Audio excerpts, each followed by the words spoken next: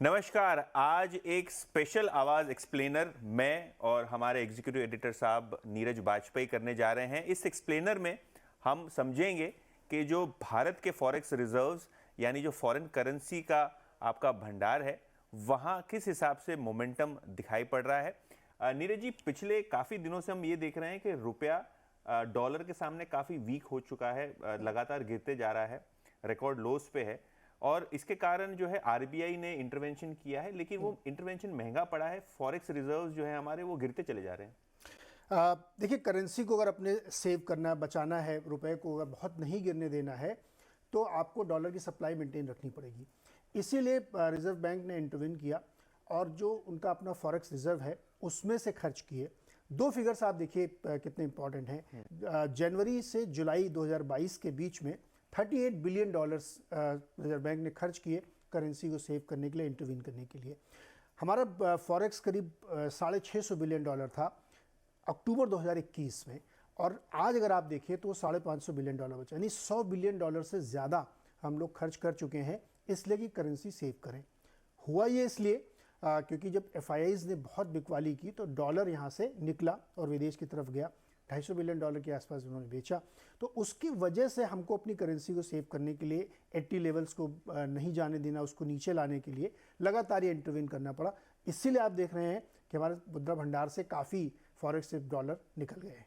तो ये फॉरेक्स के भंडार हैं नीरज जी, वो $100 बिलियन से कम हुए तो पूरा का पूरा आरबीआई का इंटरवेंशन रहा है, या जो डिप्रीसिएशन या जो रुपए में गिरावट है उसका मार्क टू मार्केट एडजस्टमेंट भी दिखाई पड़ता है? दोनों है इसमें, मार्क टू मार्केट भी है और जो एक्सपोर्टर्स और इंपोर्टर्स होते हैं तो इंपोर्टर्स के लिए भी बहुत बड़ी डिमांड है। ऑयल कंपनीज की बहुत डिमांड थी, अब थोड़ी कम हुई है जब से थोड़ा तेल नीचे आया, लेकिन पहले ऑयल कंपनीज तरफ से सबसे ज़्यादा डिमांड होती है डॉलर की। गोल्ड इंपोर्टर्स को डॉलर की बहुत ज़रूरत होती है। तो जो टोटल हम लोगों को इम्पैक्ट आया वो इतना बड़ा था, इसमें मार्क टू मार्केट भी बहुत ज़्यादा था। लेकिन जो आरबीआई का लेटेस्ट डेटा रिलीज बता रहा है कि वो सिर्फ जनवरी से जुलाई के बीच में $36 बिलियन के उन्होंने सेल किया, डॉलर मार्केट में छोड़ा, तब जाके इसको बचाए हैं। दरअसल ये परिस्थिति बार बार क्यों बन रही है यतिन, ये समझना बहुत ज़रूरी है। देखिए, अमेरिका में ब्याज दरें लगातार बढ़ रही हैं, अभी तीसरी बार बढ़ने की तैयारी है। तो जैसे ही वहाँ ब्याज दर बढ़ती है तो फिर यहाँ से जो विदेशी पूंजी है वो बाहर जाना शुरू करती है, क्योंकि वहाँ उनको ज़्यादा बेटर रिटर्न मिलते हुए दिखते हैं। तब फिर डॉलर हमारी जो डिमांड बढ़ती है तो रुपया वीक होना शुरू होता है। तो ये सिलसिला लगातार चल रहा है। अभी डॉलर में थोड़ी सी स्टेबिलिटी आप कह सकते हैं, वो इसलिए है यतिन कि एफआई ने सेलिंग कम की है जी। अभी पिछले 1-1.5 महीने से उनकी सेलिंग थोड़ी कम हुई तो बहुत बड़ा प्रेशर ईज हुआ है, इसलिए बार बार हम 80 के ऊपर जो जा रहे थे अब 80 के नीचे बने हुए हैं। ठीक, तो ये तो गणित समझ गए कि आरबीआई जो है वो रुपए में जो गिरावट है उसको कम करना चाहती है, फॉरेक्स करेंसी में वॉलेटिलिटी कम करना चाहती है। ऑब्वियसली काफ़ी सारे फैक्टर्स हैं जिसकी वजह से स्टेबिलिटी वापस लौट रही है, लेकिन ये जो फॉरेक्स रिजर्व गिरे हैं या जो रुपए में आपको फेरबदल दिख रहे हैं, बड़े वॉलेटाइल टाइम्स हैं, आपको लगता है कि यहाँ से कोई ज़्यादा कंसर्न्स है इंडियन इकोनॉमी के लिए, कोई बड़ा टेक अवे, या ये normal routine mark to market adjustment है, 10-20 सालों में एक बार ऐसा इवेंट हो जाता है तो इसको ज़्यादा इस पर फोकस ना रखा जाए?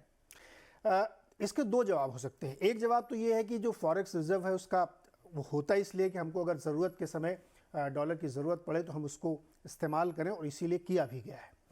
अब दूसरा सवाल ये कि क्या ये वन ऑफ इवेंट है या थोड़ा लंबा चल सकता है।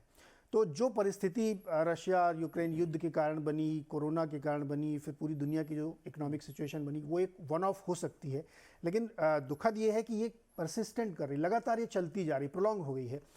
अब अगर यूएस में लगातार ब्याज दरें बढ़ेंगी और आप अपनी करेंसी को संभालेंगे नहीं तो फिर फॉरेन मनी कैसे आएगी? अगर आपकी करेंसी बहुत वीक है तो यहाँ कोई आदमी क्यों इन्वेस्ट करेगा, क्योंकि उसको तो रिटर्न चाहिए डॉलर टर्म्स में।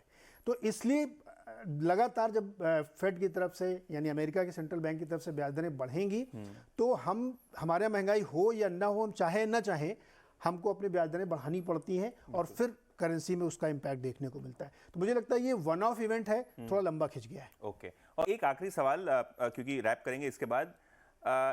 आज फेडरल रिजर्व की मीटिंग है, 75 बेसिस पॉइंट्स मार्केट ने अब्जॉर्ब कर लिया है। रशिया के प्रेसिडेंट ने और एक ऐलान कर दिया है कि वो अपनी मिलिट्री मोबिलाइज करेंगे, रेफरेंडम लाएंगे काफ़ी यूक्रेन के इलाकों में। ये दो बड़े इवेंट्स आज प्ले आउट होने हैं।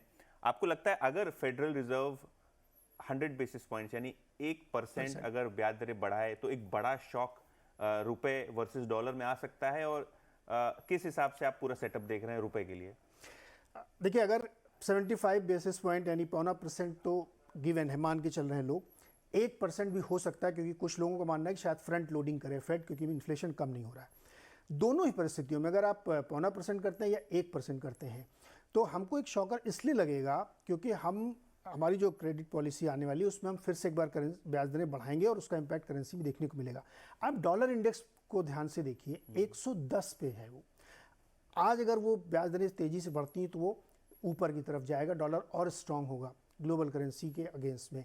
तो एक वो है, और दूसरा बॉन्ड यील्ड आप हमारी देखिए 7.5% चल रही है। यूएस में 2 साल की बॉन्ड यील्ड 4.6% के आसपास पहुंच गई है, 7 पॉइंट के आसपास 10 साल वाली पहुंच गई है।